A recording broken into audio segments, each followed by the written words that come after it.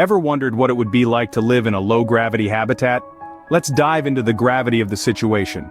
Gravity, that invisible force that keeps our feet firmly planted on the ground and our world in a constant spin. It's so integral to our daily lives that we hardly give it a second thought. But what if gravity were not such a heavy matter? What if instead we found ourselves in a setting where its pull was significantly lighter than what we experience on Earth? Imagine waking up to a world where gravity doesn't dictate your every move.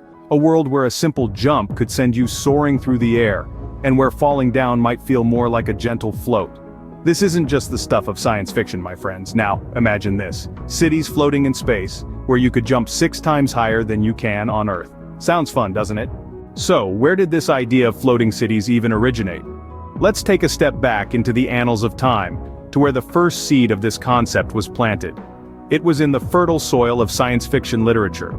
The notion of floating or flying cities has been a staple of the genre for well over a century. They've fluttered through the pages of H.G. Wells, Jules Verne, and a host of other imaginative authors, capturing the dreams and imaginations of millions. In these stories, floating cities were often portrayed as utopias, places where the problems of our terrestrial existence could be left far below.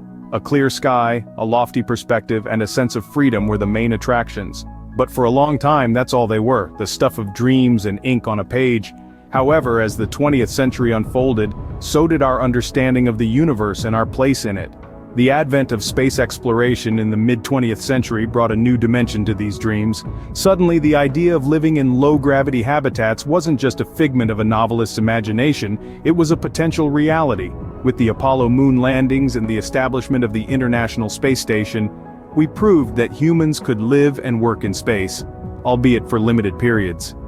These milestones in human achievement gave a solid foundation to the floating cities concept, moving it from the realm of pure fantasy to that of potential reality. Fast forward to today, our technological capabilities have expanded exponentially. We have robots on Mars, telescopes that can see billions of light years away, and plans to return humans to the moon. These advancements are bringing us ever closer to the vision of floating cities. Scientists, engineers, and dreamers from all walks of life are working tirelessly to turn this dream into a reality. From the pages of sci-fi novels to the drawing boards of NASA, floating cities have come a long way. It's a journey that's far from over, but one that's already taking us to new heights. And who knows? Maybe one day we'll all be looking down at Earth from our homes in the clouds. Building a city in space isn't as straightforward as stacking bricks, you know. Imagine creating a world where gravity is just a fraction of what it is on Earth. It requires a blend of advanced materials, cutting-edge technology, and a deep understanding of the scientific principles that govern our universe. To start, let's talk about the material. It needs to be strong enough to withstand the harsh conditions of space, yet light enough to be transported from Earth. Currently, scientists are considering a combination of advanced composites and alloys, materials that are both durable and lightweight. Next on the list is the technology. And here's where things get a bit sci-fi.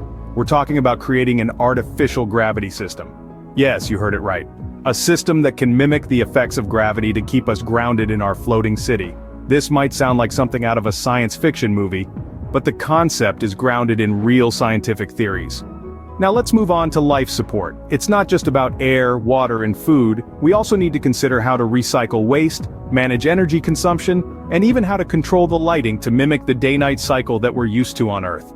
And let's not forget about the scientific knowledge that goes into this.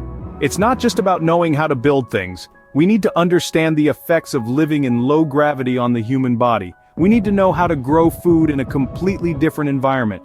And we need to have a deep understanding of the challenges that come with living in space. This is no small task.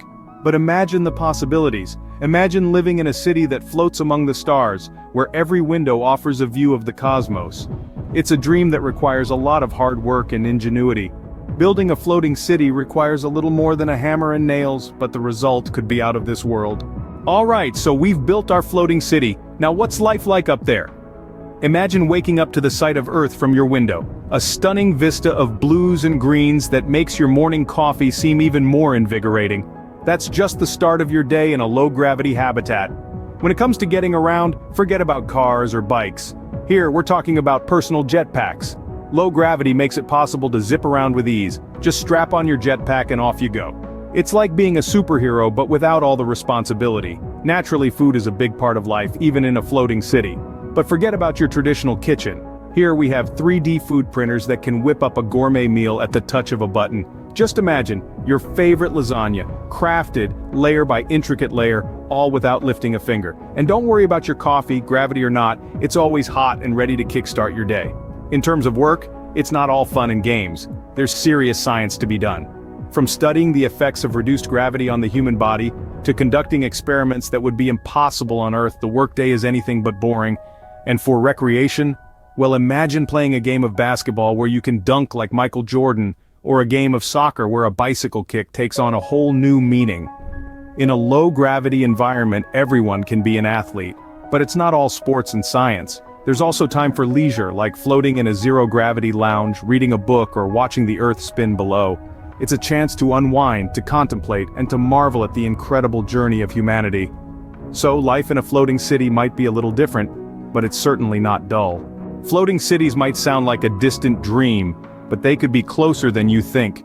As we speak, great minds are working tirelessly to turn this dream into reality. The current state of space exploration and technology is advancing at an unprecedented pace. It's as if we're in a relay race with the baton of innovation being passed from one generation to the next. Imagine, if you will, a world where stepping into a rocket is as commonplace as stepping into a car. A world where a commute might involve a quick jaunt to the moon or a weekend getaway to Mars.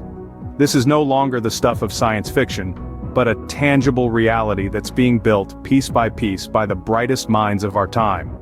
Take for instance the International Space Station, our current home away from home. It's a testament to what we can achieve when we set our sights beyond the confines of our planet. And it's just the beginning. There are ongoing projects and research dedicated to understanding how humans can live and thrive in low-gravity habitats. Let's look at one such project, the Gateway, a small spaceship that will orbit the moon, providing a stepping stone for further space exploration. Then there's the Artemis program, with its ambitious goal of landing the first woman and the next man on the moon by 2024. It's not just about setting foot on the moon again, it's about establishing a sustainable human presence there. And let's not forget the private sector, with companies like SpaceX and Blue Origin, who are not just dreaming about the stars, but actively working towards reaching them.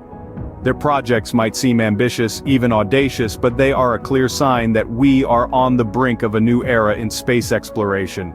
The future of humankind might just be floating in the stars. As we continue to push the boundaries of what is possible, we are not just exploring space but also our potential as a species. The future is not just about where we are going but also about who we are becoming. And from where we stand right now, the future looks nothing short of extraordinary. So, to sum it up, we've embarked on an intriguing exploration of floating cities, these potential low-gravity habitats that have captured our collective imagination. We delved into the roots of this concept, from its genesis in the realm of science fiction to its gradual evolution into a tangible blueprint for future living. We examined the technical nuances that underpin these cities in the clouds, the intricate balance of science and engineering that could potentially make them a reality. We also gave you a glimpse of what life might be like in these ethereal abodes where the very laws of gravity seem to take a back seat. And finally, we looked towards the horizon at a future where these floating cities might not just be figments of our imagination but actual habitats that redefine the way we perceive life in space. Living in a low-gravity habitat, a dream or a future reality? Only time will tell. Thanks for joining us on this gravity-defying journey. Until next time, keep looking up.